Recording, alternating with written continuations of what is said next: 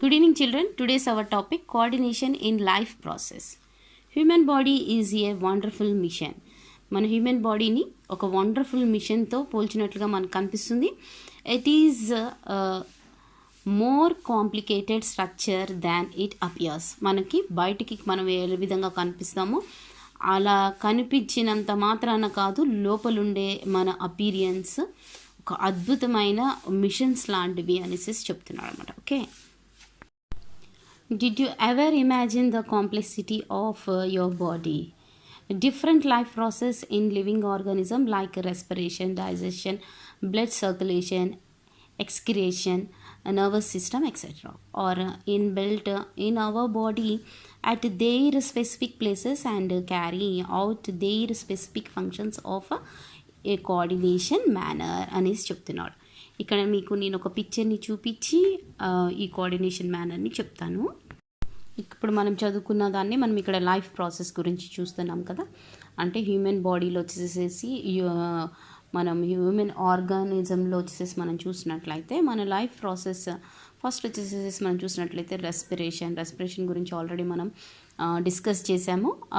కాబట్టి ఎప్పుడైతే మనం గాలి పీల్చటం వదలటం వలన తర్వాత మనం తీసుకున్న ఫుడ్ ఏమవుతుంది, డైజెషన్ అవుతుంది అనేసి అక్కడి నుంచి అది బ్లడ్గా మారుతుందని, అదే బ్లడ్ సర్క్యులేషన్ అని మనం చెప్పుకుంటున్నాం. ఆ తర్వాత వేస్టేజ్ అంతా కూడా ఎక్స్క్రీషన్ జరుగుతుంది అనేసి తర్వాత ఆ బ్లడ్ అంతా కూడా నర్వస్ సిస్టంలోకి పంప్ చేయబడుతుంది అనేసి, తర్వాత ఎండోక్రానిక్ సిస్టమ్ అనేసి చెప్పుకుంటున్నాం. ఎండోక్రానిక్ సిస్టమ్ ఏంటి, మన బ్రెయిన్లో మనకి ఆకలి వేస్తుంది, చాలు ఇంతవరకు చాలు అన్నది ఇలాగా లైఫ్ ప్రాసెస్ అన్నది ఒక దాని మీద ఒక ఆర్గాన్ ఇంకొక ఆర్గాన్ మీద కోఆర్డినేషన్ అయ్యి ఆధారపడి ఒక దాని మీద ఒకటి పనిచేస్తూ ఉంటాయి. అవి కూడా ఏ విధంగా అని చెప్తున్నాడు, కరెక్ట్ ప్లేస్లో అవి ఒక్కొక్క ప్లేస్లో ఒక్కొక్క చోట ఫిక్స్ అయిపోయి ఉంటాయి. ఫిక్స్ అయిపోయి ఒకటి తర్వాత ఒకటి కోఆర్డినేషన్ చేసుకుంటూ అవి ఆ ప్రాసెస్ అన్నది జరుగుతుంది. కాబట్టి మనం లివింగ్ ఆర్గాన్గా ఉన్నాము. ఇందులో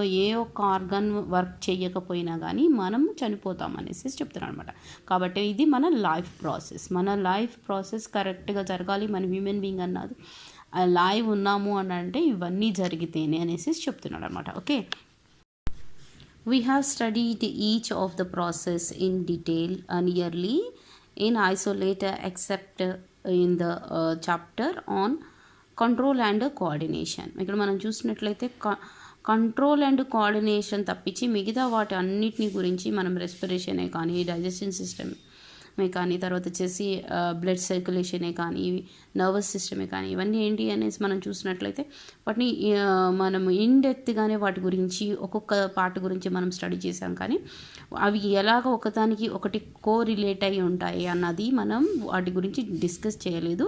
కానీ అలా డిస్కస్ చేసిన చాప్టర్ ఏదైనా ఉందా అని అంటే కంట్రోల్ అండ్ కోఆర్డినేషన్ అన్న చాప్టర్లో మనం వాటి యొక్క కోఆర్డినేషన్ గురించి ఆల్రెడీ డిస్కస్ చేసాము అనేసి చెప్తున్నాడు అనమాట. Okay, in this chapter we shall go a step further, a experience and complexities involved and appropriate the wonderful integration in our life process. ఇక్కడ మనకి ఏం చెప్తున్నాడు మనం చూసినట్లయితే, ఇక్కడ మనము ఏవైతే కోఆర్డినేషన్ చేసుకోవట్లేదు అని కాదు, కానీ ఉన్నాయి విడివిడిగా మనము ఆర్గానిజం గురించి మనం డిస్కస్ చేసాం కదా. అవన్నీ కూడా ఎందుకు అని అంటే మనము వాటిని డీప్గా అర్థం చేసుకోవడం కోసమే. అంతే తప్పించి ఏ ఒక్క ఆర్గానిజం అయినా కానీ దానంతట అదిగా ఏది వర్క్ చేయదు. ప్రతి ఒక్కటిది కూడా కోఆర్డినేషన్ వల్లనే ఒకదానికి సంబంధంతోనే అవి వర్క్ చేస్తాయి అనేసి చెప్తున్నాడు అనమాట. కాబట్టి ఈ చాప్టర్లో కూడా మనం ఏంటి అనేసి చూసినట్లయితే ఒకదానితో ఒకటి అనేక రకాలుగా సంబంధాలు ఏర్పరచుకొని ఎలాగ కోఆర్డినేషన్గా వర్క్ చేస్తుంది అన్నది, అలాగే మనం చూసినట్లయితే ఈ కోఆర్డినేషన్ ఇన్ లైఫ్ ప్రాసెస్ అన్నది ఉదాహరణగా మనం తీసుకున్నట్లయితే, ఒక ఎగ్జాంపుల్గా మనం తీసుకున్నట్లయితే వీటి యొక్క మధ్య సంబంధాలు ఎంతగా ఉన్నాయి, తర్వాత శరీరంలోని అసలు మన బాడీలోని ఎలాంటి అద్భుతంగా ఇవి పనిచేస్తాయి అన్నవి కూడా ఒకసారి మనం చూద్దామని చెప్తున్నాడు. Let's recall the parts of the digestive canal or gut that are involved in the digestive process, where the food is broken down at different stages. Write down the parts of the guts where the food travel from the mouth to anus. ఇక్కడ మనం చూద్దాం. మనం ఈ picture చూసినట్లయితే అసలుకి digestion system ఎక్కడి నుంచి start అవుతుంది అంటే ఇక్కడ మనం మౌత్ చూస్తున్నాం. మౌత్ నుంచి అనస్ వరకు అంటే దాకా కూడా మనం ఈ డైజెషన్లో ఎలాగ ఫుడ్ అన్నది పార్ట్స్ ఆఫ్ ఏ పార్ట్లో ఎక్కడ ఎంతవరకు డైజెషన్ అవుతుంది అన్నది మనకి ఈ మౌత్ దగ్గర నుంచి స్టార్ట్ అయ్యి ఇక్కడ దాకా ప్రాసెస్ అన్నది జరుగుతుంది అని అంటున్నాడు. అదంతా కూడా ఒకసారి మనల్ని గుర్తు తెచ్చుకోమనేసి చెప్తున్నాడు అనమాట. ఇప్పుడు దాని తర్వాత ఒకటి మనం స్టెప్ చూద్దాం. ఓకే, దీన్ని మనం ఇంకేమని చెప్పుకోవచ్చు అని మనం చూసినట్లయితే the parts of the ghats were the journey of food start from the mouth oral cavity, it's means like A saliva. Okay, అక్కడ గ్లాండ్స్ దగ్గర నుంచి తర్వాత మనం చూసినట్లయితే స్టమక్ నుంచి స్మాల్ ఇంటెస్టైన్ నుంచి లార్జ్ ఇంటెస్టైన్స్, తర్వాత వచ్చేసి రెక్టమ్ అండ్ అనాక్స్. ఇలాగా ప్రాసెస్ అన్నది జరుగుతుంది అనేసి మనం ఫర్దర్ స్టడీలో ఒకదాని తర్వాత ఒకటి వీటి గురించే మనం చూడొచ్చు అనమాట. ఓకే, అలాగే మనకి నెక్స్ట్ ఇంకొక క్వశ్చన్ ఇచ్చాడు. Which type of the life process would be involve in the break down of food in the stomach అనేసి అడుగుతున్నాడు. అసలుకి బ్రేక్ డౌన్ అవ్వటానికి కారణం ఏంటి అని మనం చూసినట్లయితే దేనివల్ల అవుతుంది అనేసి మనం ఫస్ట్గా చెప్పినట్టయితే life process would be involve in the break down of food in the stomach or digestion, circulation, respiration, nervous system and muscular system. ఇవన్నీ ఇన్వాల్వ్ వలన ఏమవుతుంది అనేసి మనం చూసినట్లయితే break down of the food in the stomach అనేసి మనం చెప్పొచ్చు అనమాట. ఓకే, నెక్స్ట్ క్వశ్చన్గా మనం చూసినట్లయితే if any of those process fail to function what effect would it have on your body అనేసి మనల్ని అడుగుతున్నాడు. ఏమవుతుంది అని మనం చూసినట్లయితే అంటే ఏంటి, మనల్ని ఏమని అడుగుతున్నాడు, ఒకవేళ మన బాడీలో వచ్చేసేసి ఏ ఒక్క పార్ట్ అయినా ఒకవేళ పని చేయకపోతే ఏం జరుగుతుంది అనేసి మనల్ని అడుగుతున్నాడు కదా. ఏం జరుగుతుంది అని మనం చూసినట్లయితే every process is dependent on other to keep the body in good condition కదా. మన ప్రతి ఒక్క పార్ట్ కూడా ఇంకొక దాని మీద ఆధారపడి ఉంటుంది కాబట్టి అవన్నీ కూడా పనిచేస్తేనే మన బాడీ అన్నది గుడ్ కండిషన్లో ఉంటుంది. So if any of life process fail, ఏదన్నా కానీ ఒకవేళ ఒక ఆర్గానిజం ఫెయిల్ అయితే to function that effect the other process, అది ఆటోమేటిక్గా ఏమవుతుంది ఇంకొక ఆర్గానిజంని ఎఫెక్ట్ చేస్తుంది. కాబట్టి finally the whole body function is disturb.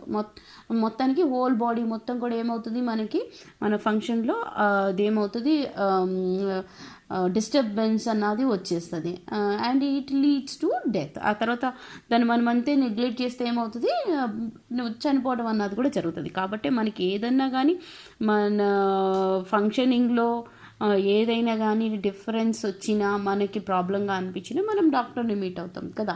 ఇలాగ డిస్టర్బెన్స్ అన్నది రాకుండా ఫంక్షనింగ్ అన్నది జరిగితేనే ఇది లైఫ్ ప్రాసెస్ కింద మనం చెప్పుకుంటాం అన్నమాట. Okay,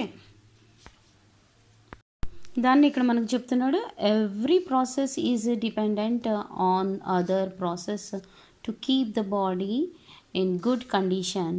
To understand this concept, we analyze how digestive system is coordinated with other systems as an example. As a example ఏంటో మనం ఒకసారి చూద్దాం. ఆ ఎగ్జాంపుల్గా మనకి ఇక్కడ ఏం చెప్తున్నాడు, we shall study the digestion system from the feeling hungry. అంటే మనకి ఆకలి వేస్తున్న కాడ నుంచి మనము ఎగ్జాంపుల్గా ఒకవేళ డైజెషన్ సిస్టమ్ తీసుకుంటే మనకు ఆకలి వేస్తున్న కాడ నుంచి తర్వాత వచ్చేసేసి feeling hungry to utilization of food converting to energy. ఆ ఫుడ్ అన్నది ఒక ఎనర్జీగా ఒక శక్తిగా మారేంత వరకు కూడా ఎలాంటి కోఆర్డినేషన్ అన్నది ఉంటుంది అన్నదే మనం ఈ లెసన్లో నేర్చుకుందామని చెప్తున్నాడు అనమాట. Okay, feeling hungry. ఇప్పుడు అసలుకి మనము ఆకలి వేయటం లేకపోతే మనకి హంగ్రీగా ఉండటం అన్న దాని గురించి చూద్దాం. Okay, how do we know that we need food? మనకి ఆహారం అవసరం లేకపోతే మనకి ఆకలిస్తుంది అని మనకి ఎలా తెలుస్తుంది అనేసి మనల్ని అడుగుతున్నాడు. ఎలా తెలుస్తుంది? When we feel hungry then we know that we need to food కదా. మనకి ఎప్పుడైతే ఆకలిస్తుందో అప్పుడు మనం ఏమనుకుంటాం? We need food. మనకి ఆకలిస్తుంది కాబట్టి ఇప్పుడు మనం తినాలి అనేసి మనం అనుకుంటాం కదా. ఇక్కడ మనం చూసినట్లయితే యాక్టివిటీ 1 అంటున్నాడు. Let us observe the following table, identify the tick those options that you think make you feel hungry, discuss with your friends. మీ ఫ్రెండ్స్తో పాటు డిస్కస్ చేసి మీకు దేనివల్ల ఆకలిస్తుంది లేకపోతే మీరు ఎప్పుడు ఫీల్ అవుతారు ఆకలిస్తున్నట్లుగా అనేసి మనకి చెప్తున్నాడు. ఇక్కడ మనం చూసినట్లయితే స్మెల్ ఆఫ్ ఫుడ్. ఒకవేళ కొన్నిసార్లు మనకి ఏదైనా ఫుడ్ స్మెల్ వస్తూ ఉంటే మనకు ఆకలిస్తున్నట్లుగా తినాలనేసి అనిపిస్తుంది కదా. అంటే ఏంటి? అది ఆ స్మెల్ అన్నది మన నోస్ నుంచి తర్వాత వచ్చేసేసి మన రెస్పిరేషన్కి వచ్చే రెస్పిరేషన్ నుంచి అది బ్రెయిన్కి అందిస్తుంది. కాబట్టి ఆటోమేటిక్గా బ్రెయిన్లో మనకి ప్యూటరీ గ్లాడ్ గురించి మనం ఆల్రెడీ తెలుసుకున్నాం కాబట్టి అది ఆకలి వేస్తుంది అని మనకు అనిపిస్తుంది అనమాట. ఓకే, నెక్స్ట్ వచ్చేసేసి మనం చూసినట్లయితే ఈ డిస్కషన్ తర్వాత వస్తుంది చిల్డ్రన్, అక్కడ మనం డిస్కస్ చేద్దాం. ఇక్కడ మామూలు టేబుల్ని ఫిల్ చేద్దాం. తర్వాత మనం చూసినట్లయితే టేస్ట్ ఆఫ్ ఫుడ్. ఒకవేళ కొన్ని ఫుడ్ని మనం టేస్ట్ చేసినప్పుడు అది చాలా టేస్టీగా ఉంటే ఏం చేస్తాం? ఆటోమేటిక్గా మనకి తినాలనిపిస్తుంది, అప్పుడు హంగ్రీగా అనిపిస్తుంది మనకి. ఓకే, అలాగే మనం చూసినట్లయితే సైట్ ఆఫ్ ఫుడ్. కొన్నిసార్లు కొన్ని ఫుడ్ని మనం చూసినప్పుడు మనకి తినాలనిపిస్తుంది కదా. ఫర్ ఎగ్జాంపుల్, నాకు చికెన్ అంటే బాగా ఇష్టం, అప్పుడు నాకు తినాలనిపిస్తుంది. ఒకవేళ మటన్ కనపడింది అనుకో, నేను అసలు మటన్ తిన్ను కాబట్టి నాకు తినాలని అనిపించదు. ఓకే, అలాంటి ఫుడ్స్. అలాగే మనం చూసినట్లయితే మనం ఎప్పుడైతే బీయింగ్ టైర్డ్ అండ్ ఎగ్జాస్టెడ్, మనం ఒకవేళ అలసటగా నీరసంగా అయిపోయినా కానీ ఆ టైమింగ్లో ఏమనుకుంటాం? తినాలి అని అనుకుంటాం కదా. కాబట్టి అలాంటి టైమింగ్లో. తర్వాత నీడ్ ఆఫ్ ఫుడ్. కొన్నిసార్లు time to time need. For example, మనం స్కూల్లో ఉన్నాం అనుకోండి, 1 o'clock కల్లా ఏం చేస్తాం? మనకి లంచ్ అవర్ అప్పుడు కాబట్టి అప్పుడు ఆ నీడ్ అది మనం తినేసేయాలన్నమాట ఆ టైమింగ్లో. ఓకే, తర్వాత మళ్ళీ మనం తినడానికి మనకి టైం ఉండదు. Okay, needs of food. తర్వాత వచ్చేసి మనం చూసినట్లయితే థాట్ ఆఫ్ ఫుడ్. ఒకవేళ మన ఆలోచనలో నేను ఈ టైంకి ఫుడ్ తినాలి కదా, మళ్ళీ నాకు టైం ఉండదు అని అనేసి అలాంటి థాట్ వచ్చినా కానీ మనకి కొన్నిసార్లు ఆకలి వేస్తుంది అనేసి చెప్తాను అనమాట. ఎప్పుడు మనం ఫీల్ అవుతాము తినాలి అని అంటే ఇవన్నీ అనేసి చెప్పుకోవచ్చు అని చెప్తున్నాడు అనమాట. ఓకే, అలాగే మనం నెక్స్ట్ క్వశ్చన్ చూసినట్టయితే వాట్ స్టిమ్యులేట్స్ హంగర్ అనేసి మనల్ని అడుగుతున్నాడు. ఏవి స్టిమ్యులేట్ చేస్తాయి అంటే ఈ పైన ఉన్నాయని మనం చెప్పుకోవచ్చు. ఓకే, చూసినట్లయితే స్మెల్ ఆఫ్ ఫుడ్, తర్వాత sight of food, needs of food stimulates hunger. అవి మనల్ని తినాలి అనేసి ప్రేరేపిస్తాయి అనేసి మనం చెప్పుకోవచ్చు అనమాట. Okay, what would be the result of stimulation of hunger అనేసి మనల్ని అడుగుతున్నాడు. రిజల్ట్ ఏంటి అని మనం చూసినట్లయితే hunger pangs occur in the stomach కదా. అంటే మనకేంటి? ఆకలి బాధ అన్నది వేస్తుంది కాబట్టి మన స్టమక్లో ఆకలి అన్నది బాధ కొన్నిసార్లు వేస్తుంది కాబట్టి అప్పుడు మనకి ఇలాంటి రిజల్ట్ అన్నది కనిపిస్తుంది అనమాట. Okay, which system do you think would send the signal to make us realize that we are hungry? మనకి ఇక్కడ ఏమని అడుగుతున్నాడు? మనకి మనం ఫీల్ అవుతాము ఆకలి వేస్తుంది అనేసి. అలా ఫీల్ అవటానికి అసలుకి ఏ సిస్టమ్ అన్నది రియలైజ్ అవ్వటం వల్ల, ఎలా సిగ్నల్ ఇవ్వటం వల్ల మనకు అనిపిస్తుంది అనేసి అడుగుతున్నాడు కదా. ఇది ఏ సిస్టమ్ సిగ్నల్ ఇవ్వటం వల్ల జరుగుతుంది అని అంటే నర్వస్ సిస్టమ్ కదా. నర్వస్ సిస్టమ్ సిగ్నల్ ఇవ్వడం వల్లనే మనకి ఆకలి వేస్తుంది అనేసి ఆ సిస్టమ్ వలన తెలుస్తుంది అనేసి చెప్పుకుంటున్నాం అనమాట. Okay, well a major causes of feeling hungry lies in the physiology of blood circulation. ఇక్కడ మనకేమని చెప్తున్నాడు? ఆకలి వేస్తుందని తెలియటానికి ఒక ప్రధాన రీజన్ ఏంటి అని అంటే బ్లడ్ సర్క్యులేషన్ సిస్టమ్ అనేసి చెప్తున్నాడు. ఓకే, నెక్స్ట్ మనం చూసినట్లయితే level of different substances are generally maintained in the blood mainly by our digestion system అనేసి చెప్తున్నాడు అనమాట. ఇంకా మనం చూసినట్లయితే బ్లడ్లో ఏముంటాయని చెప్తున్నాడు, అనేక రకాలైన సబ్స్టెన్సెస్ అంటే పదార్థాలు ఎంత స్థాయిలో ఉండాలనేది ఈ డైజెషన్ సిస్టమ్ వల్ల పైన ఆధారపడి ఉంటుంది అనేసి చెప్తున్నాడు అనమాట. Okay, one of the major substance of glucose. అలాగే మనం చూసినట్లయితే అసలుకి ఈ డైజెషన్ సిస్టంలో అసలుకి ఇంపార్టెంట్ అయినది మేజర్ ఫంక్షన్ ఏంది అని మనం చూసినట్లయితే అది వచ్చేసి గ్లూకోజ్ అనేసి చెప్తున్నాడు అనమాట.